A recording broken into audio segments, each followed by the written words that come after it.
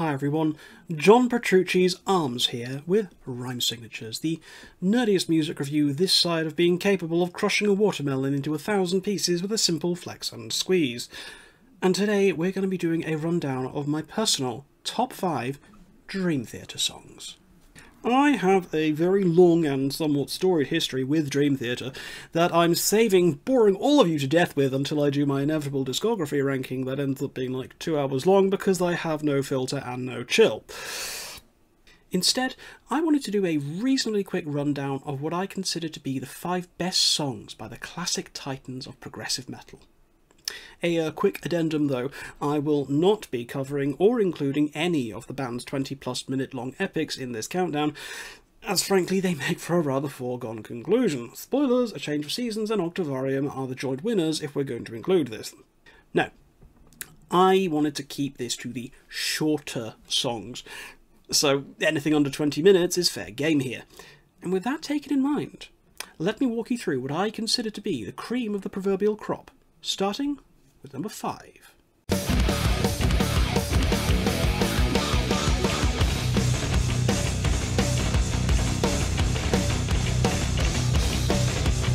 Man, when I was a wee lad, I vividly remember hearing this song for the first time, and I was truly having a Vince McMahon reaction face meme as the song progressed during its opening few minutes. Keyboards are pretty cool, the drums are tight, and then comes that riff at around 2 minutes 12-ish. And you know the band aren't messing around. This song has serious cool vibes, as much as prog metal can be. It embraces the gnarlier, grittier, more metallic side of the band, but manages to do so in such a way that it dodges any potential embarrassment for trying too hard. It set up the first few parts of what would go on to be the 12 Steps AA suite, that was followed up by This Dying Soul, The Root of All Evil, Repentance and The Shattered Fortress, and while taken as a whole, that happens to be one of the best things the band has ever done. It was this first foray into the concept that was the band at their strongest. The lyrics are deeply personal but distinctly chantable, and a highlight of the song for sure, but the true star of the show here is John Petrucci by a country mile. The riff and solo machine is in full swing, every single lick and passage that comes out from him is fiercely memorable. I'm in particular a big fan of the section at around 6 minutes just before James comes out with the shattered glass prison wall behind me vocal section, which remains dead-ass one of the coolest sounding parts of any song the band has ever written. The Glass Prison earns a spot on this list by being the most passionate and empowering metal that the band has ever written. Compare this kind of dank energy and stank-face riffing to the cringy nonsense of the likes of The Dark Eternal Night or The Enemy Inside, and you'll wonder if those songs were even written by the same band. There's 1,001 moments to love on this song, and I will always come back to this one when I want Dream Theater to mash my face off. Number 4.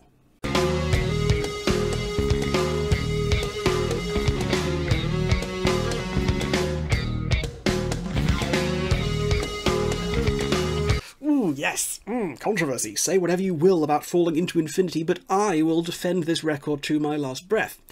This is often seen as the awkward odd one out of the band's earlier years, and while I see the arguments against it, I would counter-riposte with Hollow Years, Lines in the Sand, Take Away My Pain, and album closer Trial of Tears. This, frankly, is one of the most gorgeous, ethereal, and captivating songs the band has ever written, and I will stand Derek Sherinian as the most underappreciated member of Dream Theater, and his influence and vibe on this song especially is magical. I just can't see how this song doesn't rank higher amongst fans. It has the incredible spacey guitar intro, John Mayong's bass comes in and is thick and tangible, really settling into the mix beautifully, with prominence and power. The lyrics are fantastic, suitably esoteric and thoughtful, and James belts them out with some serious conviction. Trial of Tears works through a distinct 3-act phase, each managing to stand head and shoulders above the previous, with each featuring some of Sherinian's distinctive and memorable keyboard runs, and while The Glass Prison was definitely Petrucci's moment to shine, this is most assuredly the Mayong and Sherinian show, each of them adding more to this song than the sum of their parts. I think part of why I love this song so much is that it feels like it's the underdog in the band's discography. There are so many songs that get hoisted onto a pedestal where Trial of Tears for some reason just gets left behind.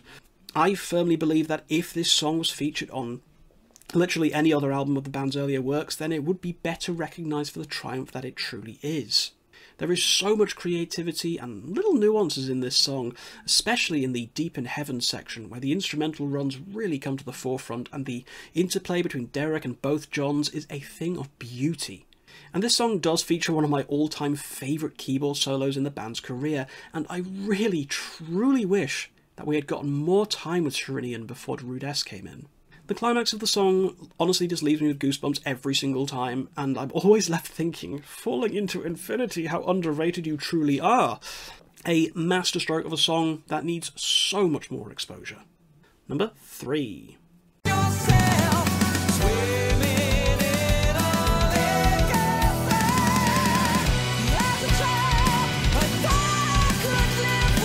Pull Me Under is the band's most famous song.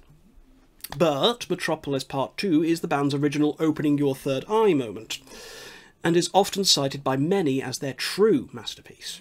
Now, I have cautiously not put this one at the top spot, as you can see, but not for lack of trying on the song's part. I mean, don't get me wrong, this was always going to be in contention for the best song by Dream Theater, and it's hard not to appreciate how magnificent this truly is. From the opening keys that veer dangerously close to aping ABBA's Dancing Queen, to the absolutely amazing lyrics belted out by a James LaBrie at the arguable height of his powers. More on that arguable point later. The song soars early and it soars often.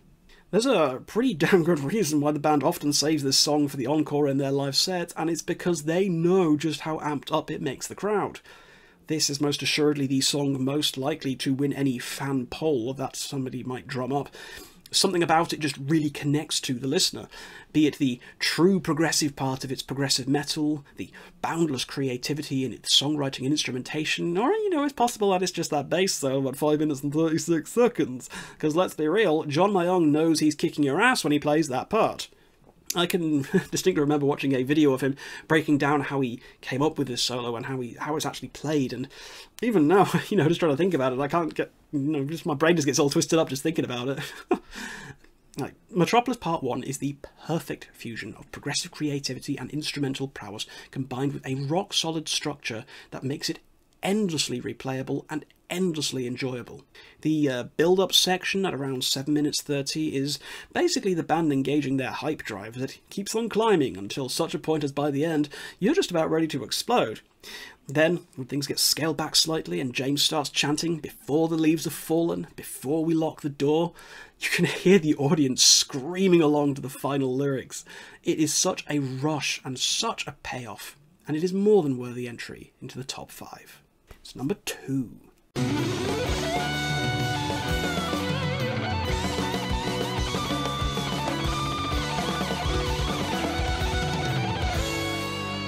Okay, so the hardest part of deciding between my last 2 picks was deciding which emotional state was winning out for me at the time of doing this video.